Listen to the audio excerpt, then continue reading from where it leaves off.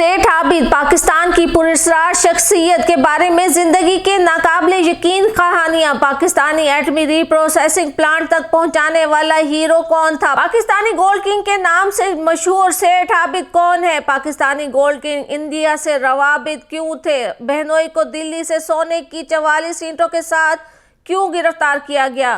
Pakistan real estate के बहुत बड़े नाम सेठ आबिद के बारे में जानिए खबर टाइम की स्टोरी में। सेठ आबिद पाकिस्तान के एक करोड़पति और सोने के सौदागर मुखय्यर शख्सियत थे। इन्हें पाकिस्तान और दुनिया भर में इसलिए भी जाना जाता है क्योंकि जब अमरीकी हुकूमत ने पाकिस्तान को जौहरी रीप्रोसेसिंग प्लांट्स की दरामद पर पाबंदी आयद की थी तो सेठ आबिद ही थे जिन्होंने बहरी रास्ते से फ्रांस से पाकिस्तान तक एटमी रीप्रोसेसिंग प्लांट पहुंचाया था। सेठ आबिद 85 बरस की उम्र में वफात पा चुके हैं, लेकिन उनका ये कारनामा हमेशा याद रखा जाएगा। इन्हें पाकिस्तान में गोल्ड बादशाह की हैसियत से भी जाना जाता था। इनका शुमार उन अमीर तरीन अफराद में भी किया जाता है जिनकी दौलत का इन्हिसार सोने की स्मगलिंग पर था। सेठ आबिद हुसैन 1933 में कसूर के सरहदी इलाके में पैदा हुए और वहीं पले बढ़े जहां इनके शेख तिजारती कबीले के अरकान हिंदुस्तान की तकसीम से पहले कलकत्ता से चमड़े की तिजारत करते थे।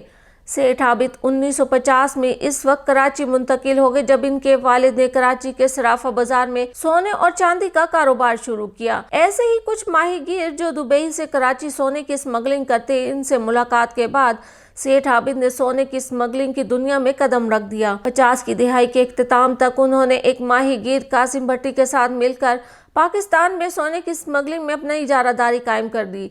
लंदन, दिल्ली और दुबई में सेठ आबिद ने 1950 से 1980 के दौरान इंडिया की सोने की स्मगलिंग पर कायम इजारादारी को ख़त्म कर दिया।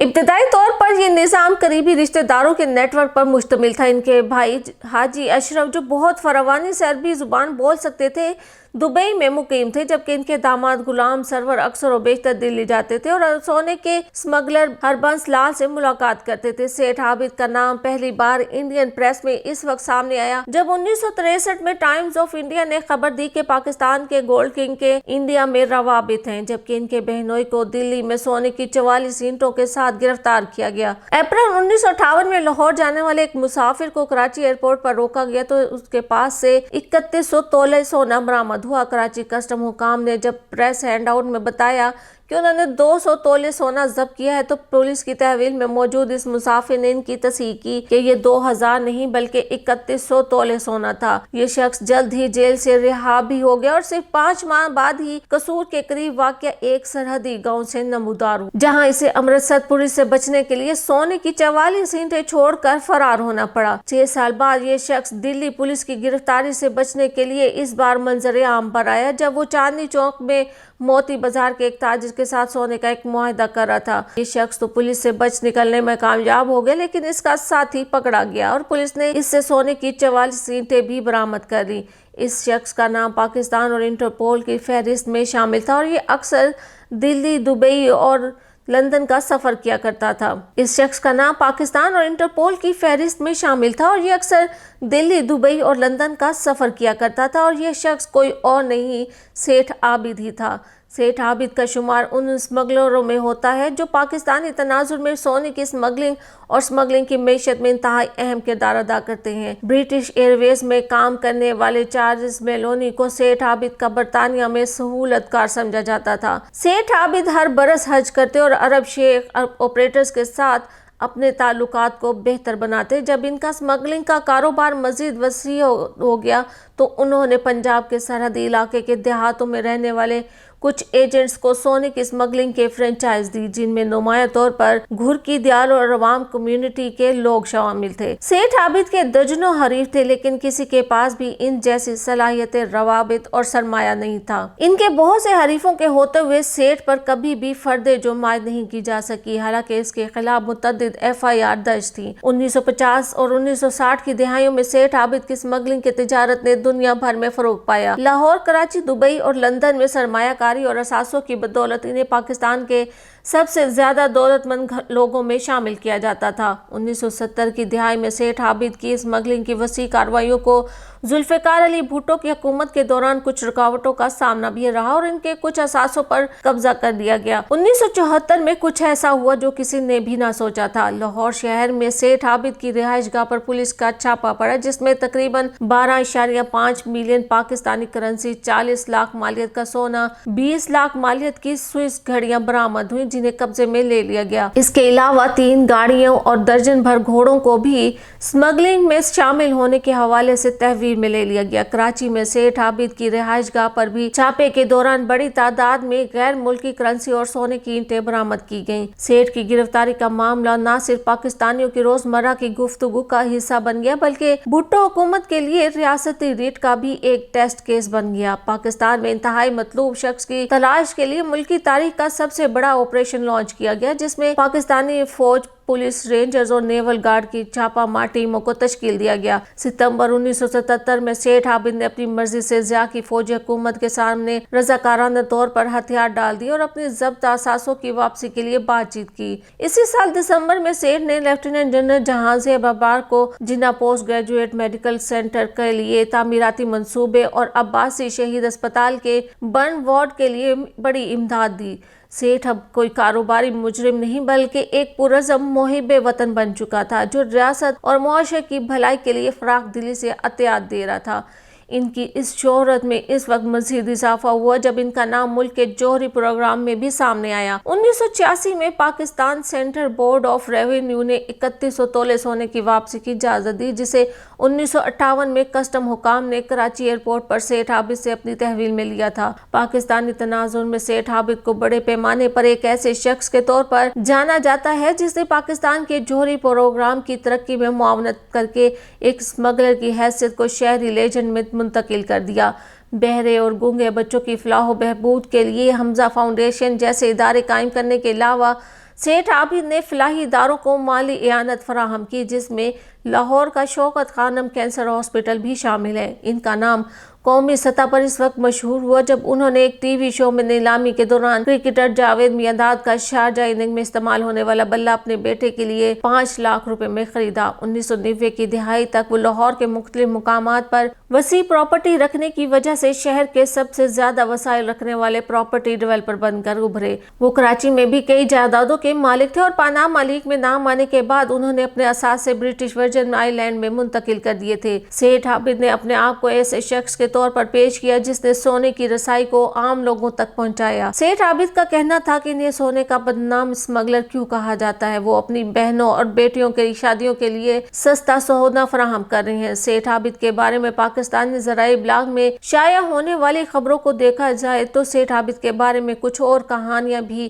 گردش کرتی نظر آتی ہیں۔ ان کے بارے میں یہ بھی کہا جاتا ہے کہ جب امریکی حکومت نے پاکستان پر ایٹمی ری پروسیسنگ پلانٹ درآمد کرنے پر پابندی عائد کی تو یہ سیٹھ عابد ہی تھے جنہوں نے فرانس سے ایٹمی ری پروسیسنگ پلانٹ بحری راستے سے پاکستان پہنچایا تھا۔ اس کے علاوہ سیٹھ عابد پر ذوالفقار علی بھٹو کے دور میں ان سے تنازع کے بعد پاکستان کے سابق وزیر اعظم اور اس وقت لندن میں زیر تعلیم شہید بے نظیر بھٹو کو اغوا کرنے کا الزام بھی لگایا جاتا ہے۔ سیٹھ عابد کا نام نومبر 2006 میں اس وقت بھی خبروں میں آیا جب ان کے بیٹے حافظ ایاز کو ان کے محافظ نے لاہور میں گولیاں مار کر ہلاک کر دیا تھا۔